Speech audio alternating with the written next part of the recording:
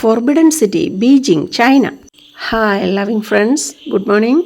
ഇത് മറ്റൊന്നുമല്ല, പഴയ രാജാക്കന്മാരുടെ കൊട്ടാരമാണ്, ഇമ്പീരിയൽ പാലസ്. ഇനി ഫോർബിഡൻ സിറ്റിയിലേക്കുള്ള യാത്രയിലാണ്. ഫോർബിഡൻ സിറ്റി എന്ന് പറയുന്നത് അവിടുത്തെ പണ്ട് ഭരിച്ചിരുന്ന രാജാക്കന്മാരുടെ കൊട്ടാരമാണ്. അവിടെ ഒരു 4-5 കവാടങ്ങൾ കഴിഞ്ഞതിന് ശേഷമേ യഥാർത്ഥത്തിലുള്ള കൊട്ടാരത്തിലേക്ക് എത്തിപ്പെടാൻ പറ്റുള്ളൂ. അവിടെ സാധാരണ ജനങ്ങൾക്ക് പ്രവേശനമില്ലായിരുന്നു. അതാണ് ഫോർബിഡൻ സിറ്റി എന്ന് പറയാൻ കാര്യം. ഇതിനിടയ്ക്കെന്ന് പറഞ്ഞോട്ടെ, മഷ്റൂംസ് കെളുത്ത് നിൽക്കുന്നത് പോലെ പടുകൂറ്റൻ കെട്ടിടങ്ങൾ നിൽക്കുന്നത് കാണുന്നുണ്ടായിരിക്കുമല്ലോ. മലയാളത്തിലൊരു ചൊല്ലുണ്ടല്ലോ, കൂണ് കിളുത്തതുപോലെയെന്ന്. എന്ന് പറഞ്ഞതുപോലെ ഒത്തിരി കെട്ടിടങ്ങൾ കാണുന്നത് ശ്രദ്ധിക്കുന്നുണ്ടായിരിക്കുമല്ലോ. അങ്ങനെയൊക്കെയുള്ള പല കാര്യങ്ങളും കൂടി ശ്രദ്ധയിൽപ്പെട്ടോട്ടെ എന്ന് വിചാരിച്ചാണ് ഞാൻ പോകുന്ന വഴിയിൽ തന്നെ വീഡിയോ എടുത്തത്. ഒരു ഡബിൾ ഡെക്കറാണ് സമീപം. ട്രാഫിക് സിഗ്നലിന് വേണ്ടി നമ്മളവിടെ വെയിറ്റ് ചെയ്യുകയാണ്. പെഡസ്ട്രിയൻസ് റോഡ് ക്രോസ് ചെയ്യുന്ന സമയമാണിത്. എല്ലാവരും അവിടെ നിൽക്കുകയാണ്. ട്രാഫിക് സിഗ്നലുണ്ട്. ഇതിനിടെ നമ്മുടെ ചൈനീസ് സ്റ്റോർ മാനേജർ എന്തോ പറയുന്നുണ്ട്. അങ്ങ് ദൂരെ വളരെ അടുത്തടുത്ത് ഒത്തിരി അമ്പരചുംബി കെട്ടിടങ്ങളുണ്ട്. ഇവിടെ കുറവാ, ഷാങ്ങായിലാണ് കെട്ടിടങ്ങളുടെ നിര തന്നെ. ഇനി രാജകൊട്ടാരത്തിൻ്റെ കാര്യം വീണ്ടും പറയാം. അവിടെയാണല്ലോ പറഞ്ഞു നിർത്തിയത്. രാജാവിൻ്റെ കൊട്ടാരം അതീവ സുരക്ഷയിലാണ് പണിയെടുപ്പിച്ചിട്ടുള്ളത്. അതായത് 4 കെട്ടുകൾക്ക് ഉള്ളിലൂടെ കടന്നു പോയെങ്കിൽ മാത്രമേ യഥാർത്ഥ കൊട്ടാരത്തിലെത്താൻ പറ്റുകയുള്ളൂ. 4 വശത്തും കെട്ടിടങ്ങളും നടുക്കൊരു വലിയ ഗ്രൗണ്ടും, അതായത് മുറ്റം. അതാണല്ലോ നമ്മൾ സാധാരണ 4 കെട്ടെന്ന് പറയുന്നത്. അങ്ങനത്തെ കുറേ 4 കെട്ടിന് ശേഷമാണ് യഥാർത്ഥത്തിൽ രാജാവ് വസിക്കുന്ന രാജകൊട്ടാരം ഉള്ളത്. അവിടെ പോയാൽ, ഇപ്പോൾ രാജാക്കന്മാരൊന്നും ഇല്ലല്ലോ, അവിടെ പോയാൽ രാജാവിരുന്ന രാജസിംഹാസനവും ഹാളും എല്ലാം കാണാം. 4-5 നാലുകെട്ടുകൾ ഉണ്ടെന്ന് പറഞ്ഞില്ലേ, അതിൻ്റെ ഉള്ളിലാണ് ആഘോഷങ്ങളും സമ്മേളനങ്ങളും ഒക്കെ നടത്തിയിരുന്നത്. ഏൻഷ്യൻ ടൈംസിന് യോജിച്ച വിധത്തിലുള്ള കുടിവെള്ള സംവിധാനങ്ങളും എല്ലാം അവിടെ കാണാം. കെട്ടിടങ്ങളുടെ മേൽക്കൂര ശ്രദ്ധിച്ചേ, എല്ലാം ഒരുമാതിരി ബാറ്റ് ലൈക്കാണ്. ബാറ്റ്സ് അഥവാ വാവലുകൾ അവിടുത്തെ ലക്കിൻ്റെ സിമ്പലാണ്. അതുകൊണ്ട് അവിടുത്തെ കെട്ടിടങ്ങളെല്ലാം തന്നെ ബാറ്റ് ലൈക്കാണ്. കെട്ടിടങ്ങളുടെ മേൽക്കൂരകളെല്ലാം ഒരു ബാറ്റിൻ്റെ ചിറക് വിരിച്ച പോലെ ഇരിക്കും. പക്ഷെ നമ്മൾ ഇന്ത്യൻസിനൊക്കെ ബാറ്റ് എന്ന് പറയുന്ന ഒരു നെഗറ്റീവ് ഇംപ്രഷനാണല്ലോ. ഗോസ്റ്റുമായിട്ടൊക്കെ ബന്ധപ്പെടുത്തി ദുർലക്ഷണമായിട്ടാണ് ഹൈന്ദവരതിനെ കാണുന്നത്. ചൈനയിലെ, എസ്പെഷ്യലി ബെയ്ജിങ്ങിലെ മിക്കവാറും എല്ലാ കെട്ടിടങ്ങളും ഇങ്ങനെ തന്നെയാണ് പണിതിരിക്കുന്നത്. ഈ കാണുന്ന വോൾസ് എല്ലാം എങ്ങനെയാണ് കംപ്ലീറ്റ് റെഡായിട്ടിരിക്കുന്നതെന്ന് നിങ്ങൾ വിചാരിക്കുന്നുണ്ടാകും. രാജാധികാരത്തെ ദ്യോതിപ്പിക്കുന്ന കളറാണ് റെഡ്, അതുകൊണ്ടാണ് അങ്ങനെ. ഈ കാണുന്ന 4 കെട്ടിനുള്ളിലേക്ക് രാജഭരണകാലത്ത് കോമൺ പീപ്പിളിനെ പ്രവേശിപ്പിച്ചിരുന്നില്ല. അനുവാദമുള്ളവരെ മാത്രമേ കയറ്റിയിരുന്നുള്ളൂ. ഈശ്വരൻ എന്ന് പറയുന്നതിന് എന്തെങ്കിലും ഒരു രൂപം അവർ സങ്കല്പിച്ചിരുന്നില്ല.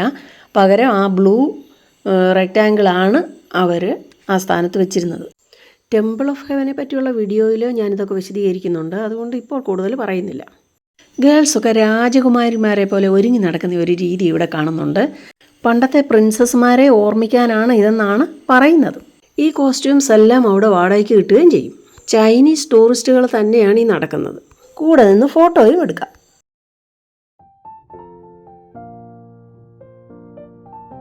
ഇത് 2ാമത്തെ സ്ക്വയറാണ്.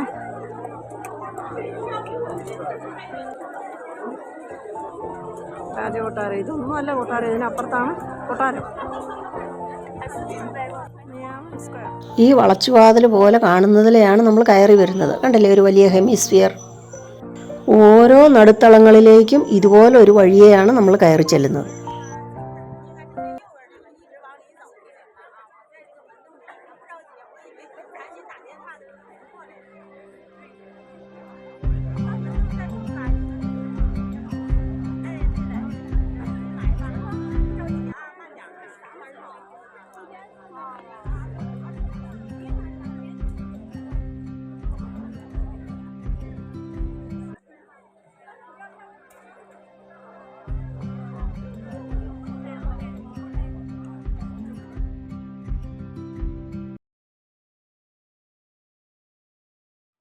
ഇതാണ് കൊട്ടാരം. ഇവിടേക്ക് കയറി പോകണമെങ്കിൽ കുറേയേറെ പടവുകൾ കയറണം. ഒത്തിരിയൊന്നുമില്ല. പടവുകൾ കയറി ചെന്നാൽ അതിൻ്റെ ഹാളിന് തൊട്ട് മുമ്പിലായിട്ട് ഡ്രാഗണിൻ്റെ ചിത്രങ്ങളുണ്ട്. ഡ്രാഗണിനെ വരച്ചു വെച്ചിട്ടുണ്ട്. ഡ്രാഗണൊക്കെ ഇവരുടെ പുരാണത്തിലുള്ളതാണ്.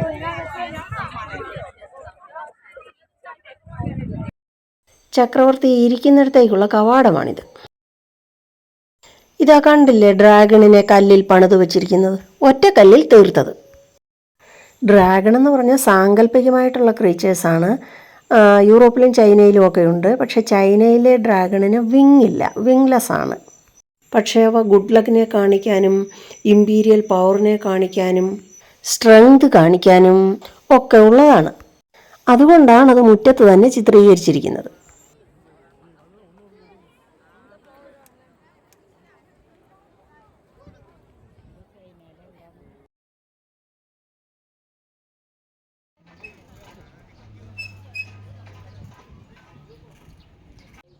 നമ്മുടെ മധ്യ തിരുവിതാംകൂർ രാജാക്കന്മാർക്ക് ദർബാർ ഹാളുകൾ ഉണ്ടായിരുന്നല്ലോ എന്ന് പറഞ്ഞതുപോലെ ഇവിടെ രാജാക്കന്മാർക്ക് അവരുടെ ഫംഗ്ഷനൊക്കെ നടത്തുന്ന സ്ഥലമായിരുന്നു ഈ നാലുകെട്ടിൻ്റെ അകം. അവിടെ വരുന്ന അതിഥികളെ സൽക്കരിക്കാനുള്ള സകല സൗകര്യങ്ങളും അവിടെ ഉണ്ടായിരുന്നു.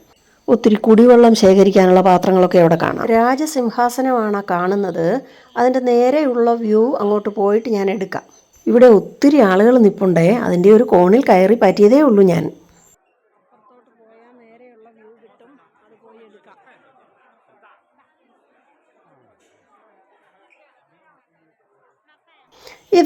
ഇതാണ് ആ വലിയ രാജസിംഹാസനം. അതിനോടനുബന്ധിച്ചുള്ള ഹാളും പിന്നെ ഫംഗ്ഷൻ നടത്തുമ്പോൾ ആളുകൾക്ക് കുടിക്കാനുള്ള വെള്ളം, ഭക്ഷണം പാകം ചെയ്യാനുള്ള സ്റ്റൗവ് ഇത്യാദികളെല്ലാം ഇവിടെ തന്നെയുണ്ട്. ഞാൻ കാണിക്കാം. നോക്കൂ, അതിബൃഹത്തായ സിംഹാസനമാണ്. ഇവിടെ ഓരോ കളറും ഓരോന്നിനെ റെപ്രസെൻ്റ് ചെയ്യുന്നുവെന്ന് ഞാൻ മുൻപുള്ള വീഡിയോകളിലൊക്കെ പറഞ്ഞിട്ടുണ്ടല്ലോ. രാജാവിനെ ദ്യോതിപ്പിക്കാനുള്ള, അധികാരത്തെ ദ്യോതിപ്പിക്കാനുള്ള കളറെന്ന് പറയുന്നത് റെഡും യെല്ലോയും ഒക്കെയാണ്. അതുകൊണ്ടാണ് ഇവിടെ ഈ റെഡ് യെല്ലോ കളറുകളൊക്കെ ഇങ്ങനെ കൂടുതലായി കാണിച്ചിരിക്കുന്നത്. അതിൻ്റെ മുകളിൽ ബ്ലൂ ഉണ്ട്, ഹെവൻലി കളർ. റെഡ് തന്നെയാണ് പ്രധാനമായും രാജാധികാരത്തെ ദ്യോതിപ്പിക്കുന്നത്.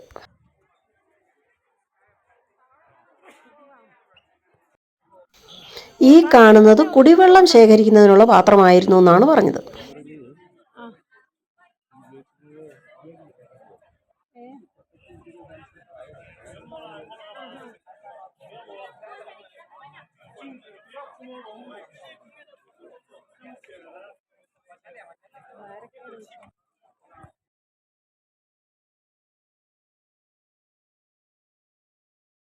ഇതെന്തോ പുകയ്ക്കാനുള്ള നെരിപ്പോടാണെന്ന് തോന്നുന്നു. കുന്തിരിക്കമൊക്കെ പുകയ്ക്കുകയല്ലേ, അന്തരീക്ഷ മലിനീകരണം തടയാൻ വേണ്ടി. ആൾക്കാർ കൂടുമ്പോഴേക്കും അറ്റ്മോസ്ഫിയറിക് പൊല്യൂഷൻ തടയണമല്ലോ.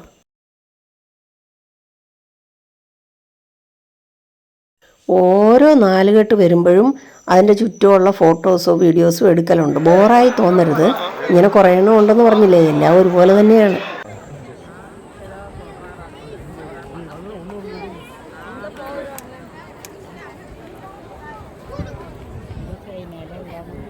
ഇത് ചൈനയിലെ ഫോർബിഡൻ സിറ്റിയാണ്. നടന്നും ചുറ്റിക്കറങ്ങിയും മടുത്തപ്പോൾ കുറച്ച് സമയം ഒരിടത്ത് ഇരിക്കാമെന്ന് വിചാരിച്ചു. അതാണിത്.